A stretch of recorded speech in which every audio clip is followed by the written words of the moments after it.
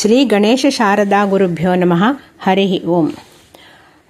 ನಮ್ಮ ಸುಬೋಧ ಚಾನಲ್ನ ಎಲ್ಲ ಪ್ರೇಕ್ಷಕ ವೀಕ್ಷಕರಿಗೂ ನಮಸ್ಕಾರಗಳು. ನಾವೆಲ್ಲ ಈ ದಿನ ಶ್ರಾದ್ದದ ಮಹಿಮೆ ಕುರಿತು ಸಂಕ್ಷಿಪ್ತವಾಗಿ ತಿಳಿಯೋಣ. ಶ್ರಾದ್ದ ಎಂದರೆ ಏನು, ಏಕೆ ಮಾಡಬೇಕು ಮತ್ತು ಅದರ ಫಲ ಏನು? ನೋಡ್ರಿ, ಪ್ರತಿಯೊಬ್ಬ ಮನುಷ್ಯನು ತನ್ನ ಈ ಮನುಷ್ಯನಾಗಿ ಜನ್ಮ ತಾಳಿದ ಮೇಲೆ 3 ಋಣದಿಂದ ಮುಕ್ತರಾಗಲೇಬೇಕು. ಅವನು ಯಾವ್ಯಾವ ಋಣನಪ್ಪ ಅಂತಂದ್ರೆ ಅವು ದೇವಋಣ, ಪಿತೃಋಣ ಮತ್ತು ಋಷಿಗಳ ಋಣ. ಏನು ದೇವಋಣ ಅಂದರೆ ಅದನ್ನು ಹೆಂಗೆ ಮುಕ್ತರಾಗಬೇಕು? ದೇವರಿಗೆ ಪೂಜೆ ಭಕ್ತಿ ಮಾಡಿ ದೇವಋಣ ಒಂದು ನಾವು ಭಕ್ತಿ ಪೂಜೆ ಪುನಸ್ಕಾರ ನಿತ್ಯ ಎಲ್ಲ ಒಟ್ಟು ದೇವರಿಗೆ ಭಕ್ತಿ ಮಾಡೋದರಿಂದ ಪೂಜೆ ಮಾಡೋದ್ರಿಂದ ಆದರೆ ದೇವಋಣ ಮುಟ್ತದೆ, ಅದರಿಂದ ಮುಕ್ತರಾಗಬಹುದು.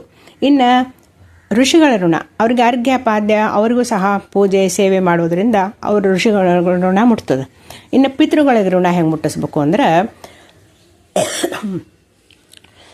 ಅವನು ಅವ್ರ ಜೀವಂತ ಇದ್ದಾಗ ಅವ್ರನ್ನ ಸಂತೋಷ ಪಡಿಸಿಂದ ನೋಡ್ಕೊಳ್ಳೋದು ಅವರು ನಮ್ಮ ಆದ್ಯ ಕರ್ತವ್ಯ. ಪ್ರತಿಯೊಬ್ಬ ಮಕ್ಕಳ ಕರ್ತವ್ಯ ಏನೋ ತಂದೆ ತಾಯಿಗಳ ಜೀವಂತ ಇದ್ದಾಗ ಅತ್ಯಂತ ಸಂತೋಷದಿಂದ ಅವ್ರನ್ನ ಕಾಪಾಡೋದು, ಅವ್ರ ಪ್ರೀತಿ ಬರೋ ಹಂಗಿರ್ಬೇಕು ಮಕ್ಕಳಾದವರು. ಇನ್ನು ಅವ್ರು ಹೋದ್ಮೇಲೆ ಏನು ಮಾಡ್ಬೇಕಪ್ಪ ಅಂದ್ರೆ ಅವರಿಗೆ ಸದ್ದ ತಂದೆ ತಾಯಿಗಳಿಗೆ ಅತ್ಯಂತ ಶ್ರದ್ಧಾ ಭಕ್ತಿಯಿಂದ ಸದ್ಗತಿ ಆಗಲಿಕ್ಕೆ ಮಾಡುವುದೇ ಕ್ರಿಯಾಕರ್ಮಗಳ ಮಾಡ್ತಾರಲ್ಲ, ಅದಕ್ಕೆ ಶ್ರಾದ್ದ ಅಂತ ಹೇಳ್ತಾರೆ. ಕೆಲವೊಂದು ಕಡೆ ತಿಥಿನೂ ಅಂತಾರೆ. ಬೆಂಗಳೂರು ಕಡೆಗೆಲ್ಲ ತಿಥಿ ಅಂತಾರೆ, ಈ ಕಡೆಗೆಲ್ಲ ಉತ್ತರ ಕರ್ನಾಟಕ ಶ್ರಾದ್ದ ಅಂತಾರೆ. ಎರಡೂ ಒಂದೇ, ಶ್ರಾದ್ದ ತಿಥಿ ಎಲ್ಲ ಒಂದೇ. ಅವರವರ ತಂದೆ ತಾಯಿಗಳ ಒಂದು ಉದ್ದೇಶಪೂರ್ವಕವಾಗಿ ಭಕ್ತಿಯಿಂದ ಶ್ರದ್ಧೆಯಿಂದ ಮಾಡುವ ಕ್ರಿಯಾಕರ್ಮಗಳಿಗೆ ಶ್ರಾದ್ದ ಅಂತ ಹೇಳ್ತಾರೆ. ಹಂಗಾರೆ ತಂದೆ ತಾಯಿಗಳು ಯಾವತ್ತು ಸತ್ತಿರ್ತಾರಲ್ಲ ಆ ತಿಥಿಯಿಂದ ಆ ತಿಥಿನೇ ಮುಖ್ಯ. ಸತ್ತಿದ್ದಕ್ಕೆ ತಿಥಿನೇ ಮುಖ್ಯ, ಹುಟ್ಟಿದ್ದಕ್ಕೆ ನಕ್ಷತ್ರ ಮುಖ್ಯ ಅಂತ ಹೇಳ್ತಾರೆ ಜ್ಯೋತಿಷಿಗಾರರು. ಅದರಂತೆಯೇ ಮಾಡ್ತಾರೆ. ಹುಟ್ಟಿದ ಕೂಡಲೇ ಮಗುಗೆ ನಕ್ಷತ್ರ ನೋಡ್ತಾರೆ, ಯಾವ ನಕ್ಷತ್ರ ಚಲೋ ಅದನು ಹಂಗಂತ ಕೇಳ್ತಾರೆ. ಇದಕ್ಕೆ ತಿಥಿ ನೋಡ್ತಾರೆ. ಸತ್ತಿದ್ದಕ್ಕೆ ಮೃತ ತಿಥಿ ಯಾವುದದ ಅವತ್ತೇ ಶ್ರಾದ್ದ ಮಾಡೋದು, ಯಾವತ್ತೋ ಮಾಡೋದಲ್ಲ. ತಿಥಿ ಯಾವತ್ತು ಸತ್ತಿರ್ತಾರೆ ಆ ತಿಥಿಯಂದೇ ಮಾಡುವ ಒಂದು ಕ್ರಿಯಾಕರ್ಮಗಳಿಗೆ ಶ್ರಾದ್ದ ಅಂತ ಹೇಳ್ತಾರೆ. ಅತ್ಯಂತ ಮಗ ಆದವನು ಶ್ರಾದ್ದನ ತಮ್ಮ ತಂದೆ ತಾಯಿಗಳ ಒಂದು ಸ್ಮರಣಾರ್ಥಕ್ಕೋಸ್ಕರ ಅವತ್ತಿನ ದಿವಸ ಎಲ್ಲ ಕೆಲಸಗಳನ್ನು ಬಿಟ್ಟು ತಂದೆ ತಾಯಿಗಳ ಒಂದು ಪ್ರೀತಿಗೋಸ್ಕರ ಅವರ ಸದ್ಗತಿ ಆಗಲಿಯಪ್ಪ ಅಂಥೇಳಿ ತರ್ಪಣ ಮತ್ತು ಇದನ್ನು ಮಾಡಿ ಕ್ರಿಯಾಕ್ರಮಗಳನ್ನು ಮಾಡೋದಕ್ಕೆ ಶ್ರಾದ್ದ ಅಂತೇಳಿ. ಒಬ್ಬ ಬ್ರಾಹ್ಮಣನ ಕರೆದು ತಂದೆಗಳ ಒಂದು ಸ್ವರೂಪದಿಂದ ಆ ಬ್ರಾಹ್ಮಣ ಮನೆಗೆ ಬಂದಿರ್ತಾನೆ, ಅವನಿಗೆ ನಾವು ಮೊದಲೇ ಊಟಕ್ಕೆ ಹೇಳಬೇಕು. ಆಮೇಲೆ ಮನೆಗೆ ಆವತ್ತಿನ ದಿವಸ ಆಹ್ವಾನ ಮಾಡಿ ಅವರಿಗೆ ಶ್ರದ್ಧಾಪೂರ್ವಕವಾಗಿ ಪುರೋಹಿತರಿಂದ ಆ ಮಂತ್ರ ಪಠಣದಿಂದ ಅವೆಲ್ಲ ತಂದೆ ಮತ್ತು ಅವ್ರ ತಂದೆ ಮತ್ತು ಅವ್ರ ತಂದೆ ಹಿಂಗೆ 3 ತಲೆಯಿಂದ ಹೆಸರು ತಗೊಂಡು ಮಗನಾದಂಥವನು ಆ ದಿವಸ ತರ್ಪಣ ಬಿಟ್ಟು ಶ್ರಾದ್ದ ತಿಥಿಗಳನ್ನು ಮಾಡೋದು. ಕೆಲವ್ರ ಮನೆ ಪಿಂಡ ಪ್ರದಾನನೂ ಇರ್ತದೆ, ಪಿಂಡನೂ ಮಾಡ್ತಾರೆ. ಇಲ್ಲ ನಾವು ಬರೀ ಸಂಕಲ್ಪ ಶ್ರಾದ್ದನೂ ಮಾಡ್ಲಿಕ್ಕತ್ತಾರೆ. ಯಾವುದನ್ನು ಒಟ್ಟು ಒಂದು ಶ್ರದ್ಧಾಪೂರ್ವಕವಾಗಿ ಮಾಡೋದಕ್ಕೆ ಶ್ರಾದ್ದ ಅಂತ ಹೇಳ್ತಾರೆ. ಒಂದು ವೇಳೆ ಶ್ರಾದ್ದ ಮಾಡಿದೆ ಏನು ಬಿಡು, ಅದಕ್ಕೇನು ಸತ್ತೋಗಾರ ಮಾಡೋದು ಬೇಡ ಅಂತ ಬಿಟ್ರೆ ಭಾಳ ಅದು ಒಂದು ಸದ್ಗತಿ, ಅವ್ರಿಗೆ ಸದ್ಗತಿ ಕಾಣಿಸೋದು ಮಕ್ಕಳ ಕರ್ತವ್ಯ ಇರ್ತದೆ. ನಾವು ಮಾಡಲೇಬೇಕದು. ನಾವು ಇರೋ ತನಕ ಮಕ್ಕಳು ಜೀವಂತ ಇರೋ ತನಕನೂ ತಂದೆ ತಾಯಿಗಳ ಶ್ರಾದ್ದ ಮಾಡಲೇಬೇಕು. ಗಯಾಕ್ಕೆ ಹೋಗಿ ಮಾಡ್ಕೊಂಬರ್ತಾರೆ. ಏನೇ ಮಾಡಿದ್ರು ನಾವು ಪ್ರತಿ ವರ್ಷ ಅವ್ರಿಗೆ ಒಂದು ದಿವಸ ಅವ್ರ ಸಲುವಾಗಿ ಒಂದು ದಿವಸ ಶ್ರಾದ್ದ ಅಂತೇಳಿ ಒಂದು ಕರ್ಮ ಮಾಡಲೇಬೇಕು. ಹಂಗಾರೆ ಆ ದಿವಸ ಏನೇನು ಮಾಡ್ಬೇಕಪ್ಪ ಅಂದ್ರೆ ಅದೇ ಬ್ರಾಹ್ಮಣನ ಕರೆದು ತಿಥಿ ದಿವಸ ಪುರೋಹಿತರಿಂದ ಮಂತ್ರ ಪಠಣದಿಂದ ಅವ್ರಿಗೆ ತರ್ಪಣಾದಿಗಳನ್ನು ಕೊಟ್ಟು ಬ್ರಾಹ್ಮಣರಿಗೆ ದೇವರೇ ಪಿತೃಗಳೇ ಮನೆಗೆ ಬಂದಾರ ಅಂಥೇಳಿ ಆ ದಿವಸ ಹೊರಗೆ ರಂಗೋಲಿ ಹಾಕಂಗಿಲ್ಲ, ಮಂಗಳ ಕಾರ್ಯ ಏನೂ ಮಾಡಂಗಿಲ್ಲ, ಗಂಟಿ ಬಾರಿಸಂಗಿಲ್ಲ. ನಮ್ಮ ಹಿಂದೂಗಳ ಪ್ರಕಾರ ಏನೇನು ಶಾಸ್ತ್ರವೋ ಅದನ್ನೆಲ್ಲ ಮಾಡ್ತಾರೆ. ಆ ದಿವಸ ಬರೀ ದೇವರಿಗೆ ಒಂದು ಪೂಜೆ ಮಾಡಿ ನೈವೇದ್ಯ ತೋರಿಸಿ ಪಿತೃಗಳದ್ದೇ ಮೇಯ್ನ್ ಅವತ್ತು. ಪಿತೃಗಳ ದೃಶ್ಯ ಮಾಡೋದಕ್ಕೆ ಅವತ್ತು ಹಬ್ಬ ಇದ್ರೂ ಸಹ ನೋಡ್ರಿ, ಗೋಕುಲಕ್ಷ್ಮಿ ಹಬ್ಬ ಇದ್ರೂ ಸಹ ಆ ದಿವಸ ಹಬ್ಬನ ಸಂಕ್ಷಿಪ್ತವಾಗಿ ಮಾಡಿ ಮುಗಿಸಿ ಪಿತೃಗಳ ಕಾರ್ಯನ ಮುಖ್ಯವಾಗಿ ಮಾಡೋದಿರ್ತದೆ. ಮೊದಲು ಅದಕ್ಕೆ ಅಷ್ಟೊಂದು ಮಹತ್ವ ಕೊಟ್ಟಾರ ಪಿತೃಗಳಿಗೆ. ನೋಡ್ರಿ, ಅವ್ರು ನಮ್ಗೆ ಜನ್ಮ ಕೊಡೋದು ನಾವೆಲ್ಲಿ ಹುಡ್ತಿದ್ವಿ, ಹೌದಾ? ಅದಕ್ಕೋಸ್ಕರ ಮಕ್ಕಳು ಮಾಡೋದು ಒಂದು ಮುಖ್ಯವಾದ ಕರ್ತವ್ಯ. ಏನೇ ಕೆಲಸ ಇದ್ರೂ ಮಕ್ಕಳು ಬದಿಗಿಟ್ಟು ತಮ್ಮ ತಂದೆ ತಾಯಿಗಳ ತಿಥಿಯಂದು ಶ್ರಾದ್ದ ಕರ್ಮ ಮಾಡಲೇಬೇಕು ಅಂತ ಒತ್ತಿ ಹೇಳ್ತಾರೆ. ಗರುಡ ಪುರಾಣದೊಳಗೆ ಇದ್ರ ಬಗ್ಗೆ ಬಹಳ ಮಹತ್ವದ ತಿಳಿಸ್ಯಾರ. ಅದನ್ನು ಎಲ್ಲ ಓದಿ ತಿಳ್ಕೋಬಹುದು, ವಿಸ್ತಾರವಾಗಿ ಅದ್ರಾಗ. ಮಾಡಿದ್ರೆ ಏನಾಗ್ತದೆ ಎಲ್ಲ ಕೊಟ್ಟಾರ. ಫಲ ಮತ್ತು ಅದರಿಂದ ಬಿಟ್ಟರೆ ತಪ್ಪಾಗ್ತದೆ ಅನ್ನೋದನ್ನು ಕೊಟ್ಟಾರ. ಶ್ರಾದ್ದ ಮಾಡಿದ್ರೆ ಪಿತೃಗಳಿಗೆ ಸದ್ಗತಿ ದೊರೆಯದೆ ಪ್ರೇತವಾಗಿ ತಿರುಗ್ತಾರೆ ಅವ್ರು. ನೋಡ್ರಿ, ಅವರಿಗೆ ಸದ್ಗತಿ ಆಗ್ಬೇಕು. ಇತ್ಲಾಗೋಲ್ಲ ಅತ್ಲಾಗೋಲ್ಲ ಬಿಟ್ರೆ ಈಗ ಇದ್ದಾಗ ಇಲ್ಲಿ ಇರ್ತಾರೆ, ಆಮೇಲೆ ಮಾರ್ಗ ಅವ್ರಿಗೆ ತೋರಿಸಿದ್ರೆ ಮುಂದಿನ ಗತಿ ಕಾಣ್ತಾರೆ ಅವರು. ಅದಕ್ಕೆ ಮಗನಾದಂಥವನು ಸದ್ಗತಿ ಆಗ್ಬೇಕಾದ್ರೆ ಅದಕ್ಕೆ ಏನೇನು ಕರ್ಮ ಮಾಡಬೇಕು ಅಂತ ಶಾಸ್ತ್ರದೊಳಗೆ ಹೇಳ್ಯಾರ ಗರುಡ ಪುರಾಣದೊಳಗೆ. ಅದರಂತನೇ ಹಿರಿಯರು ಮನೆಯೊಳಗೆ ಇದ್ದವರು ಹಿರಿಯರಿಂದ ಅಥವಾ ಪುರೋಹಿತರಿಂದ ಕೇಳಿ ಅದೇ ಪ್ರಕಾರನೇ ಶ್ರಾದ್ದ ತಿಥಿಯಂದು ಶ್ರಾದ್ದ ಮಾಡಲೇಬೇಕು ಅಂತ ಹೇಳ್ತಾರೆ. ಬಿಟ್ಟರೆ ಏನಾಗ್ತದಪ್ಪ ಅಂದ್ರೆ ಅವ್ರಿಗೆ ಏನೇ ಕೆಲಸ ಮಾಡಿದರೂ ಅದರಿಂದ ಯಶಸ್ಸು ದೊರೆಯೋದಿಲ್ಲ. ಬರೀ ತೊಂದರೆನೇ ಆಗಿ ಕಷ್ಟ ಆಗಿ ಸಂಸಾರದೊಳಗೆ ಅನೇಕ ತೊಂದರೆ ಅನುಭವಿಸ್ಬೇಕಾಗ್ತದೆ. ಕಾರಣ ಪಿತೃಗಳಿಗೆ ಗತಿ ಕಾಣದೆ ಒದ್ದಾಡ್ತಿರ್ತಾರೆ ಅವರು. ಅವ್ರಿಗೊಂದು ಗತಿ ಕಾಣಿಸಿದ್ರೆ ಅವ್ರಿಗೆ ಒಂದು ಶಾಂತಿ ಸಿಗ್ತದೆ, ನಮಗೂ ನೆಮ್ಮದಿಯಿಂದ ಇರ್ಲಿಕ್ಕೆ ಬಿಡ್ತಾರೆ ಅಂತ ಹೇಳ್ತಾರೆ.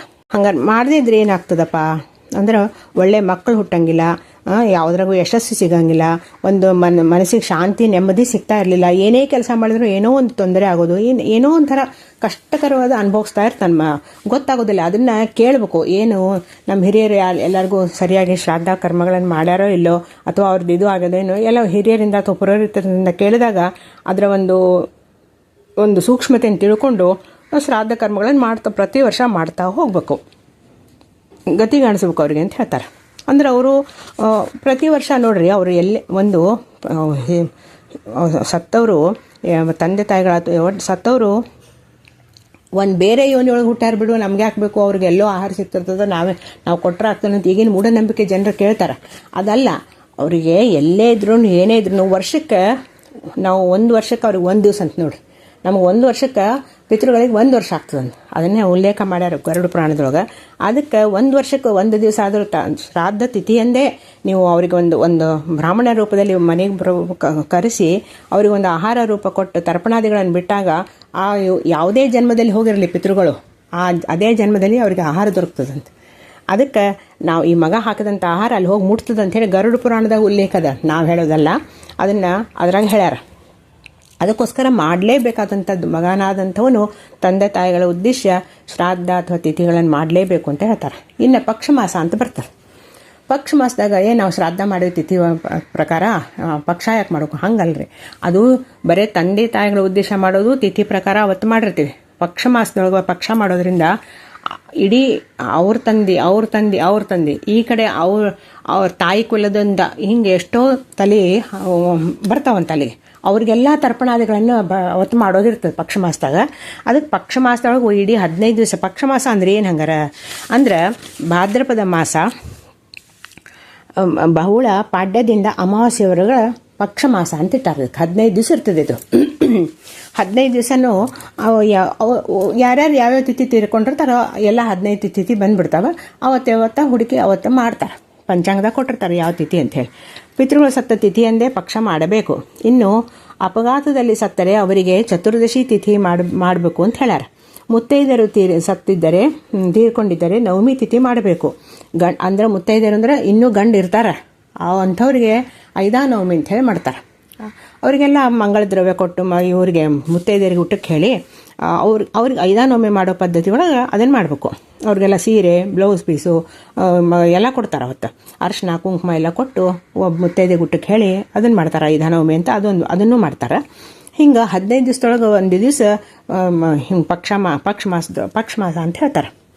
ಅದಕ್ಕೆ ಈಗ ನೋಡ್ರಿ, ನಮ್ಮ ಗೌರ್ಮೆಂಟ್ ಸರ್ಕಾರದವ್ರು ಸಹ ಒಂದು ದಿವಸ ರಜಾ ಕೊಟ್ಟಾರ. ಎಲ್ಲರೂ ನಿಮಗೆ ಮಾಡಲೇಬೇಕು ಅಂತ ನಮ್ಮ ಹಿಂದೂಗಳ ಇದು ಸಂಸ್ಕೃತಿ ಬಿಡಬಾರ್ದು, ನಾವು ಶ್ರಾದ್ದ ಪಕ್ಷವನ್ನಂತ ಹೇಳಿ ಇದು ಬೇರೆ ದೇಶದಾಗ ಏನೂ ರೂಢಿ ಇಲ್ಲ. ನಮ್ಮ ದೇಶದೊಳಗೆ ಮಾತ್ರ ಇದು ಹಿಂದೂ ಸಂಸ್ಕೃತಿ ಒಳಗೆ ಹಬ್ಬಕ್ಕೆ ಎಷ್ಟು ಮಹತ್ವದ ಅಷ್ಟೇ ಮಹತ್ವ ಶ್ರಾದ್ದ ಪಕ್ಷಕ್ಕೂ ಮಾಡಲಿಕ್ಕೆ. ಅದಕ್ಕೆ ಒಂದು ದಿವಸ ರಜಾನೇ ಕೊಟ್ಟಾರ ಸೆಂಟ್ರಲ್ ಗೌರ್ಮೆಂಟ್ನವರು. ಮಗನಾದಂಥವ್ನು ಮಾಡಲಿ, ಊರಿಗೆ ರಜಾ ತೊಗೊಂಡು ಹೋಗಿ ಊರಿಗಾದ್ರೂ ಹೋಗಿ ಮಾಡ್ಕೊಂಬರಲಿ, ಹಿಂಗೇನೋ ಒಂದು ಮಾಡಿ ಎಲ್ಲಿ ಇದ್ದಲ್ಲೇ ಆದರೂ ಮಾಡ್ಲಿಕ್ಕೆ ಬರ್ತದೆ ಅಂಥೇಳಿ ಒಂದು ದಿವಸ ರಜಾನೇ ಕೊಟ್ಬಿಟ್ಟಾರ. 15 ದಿವಸ ಕಡೆ ದಿವಸ ಅಮಾವಾಸ್ಯೆ ದಿವಸ ರಜಾ ಕೊಟ್ಟಿರ್ತಾರೆ. ಯಾವತ್ತು ಮಾಡಿದ್ರು ಅವತ್ತಾರು ಮಾಡಲಿ ಅಂಥೇಳಿ ತಾಯಿ ತಂದೆ ಮನೆ ಬಾಗಿಲು ತನಕ ಬಂದು ತಿರುಗಿ ಹೋಗ್ತಾರಂತ ಮಾಡಿದೆ ನೋಡ್ರಿ. ನನ್ನ ಮಗ ಇವತ್ತು ಮಾಡ್ತಾನೆ, ನಾಳೆ ಮಾಡ್ತಾನೆ ಅಂತ 15 ದಿವಸ ಕಾಯ್ತಿರ್ತಾರಂತ ತಾಯಿ ತಂದೆಗಳು. ಗೊತ್ತಾಗೋದಿಲ್ಲ ನಮ್ಗೆ ಅವು ಸೂಕ್ಷ್ಮ ವಿಚಾರ, ಅದು ಹೇಳ್ತಾರೆ ಗರುಡ ಪುರಾಣದೊಳಗೆ. ಅದಕ್ಕೆ 15 ದಿವಸದೊಳಗೆ ಯಾವತ್ತು ತಿಥಿ ಇರ್ತದೆ ಅವತ್ತು ಪಕ್ಷ ಮಾಡಬೇಕು. ಎಲ್ಲ ಅವತ್ತಿನ ದಿವಸ ಪುರೋಹಿತರು ಬಂದು ಕರೆದಾಗ ಅವರೆಲ್ಲ ಹೇಳ್ತಾರೆ, ಅದು ವಿಧಿ ಪ್ರಕಾರ ಮಾಡಿಸ್ತಾರೆ.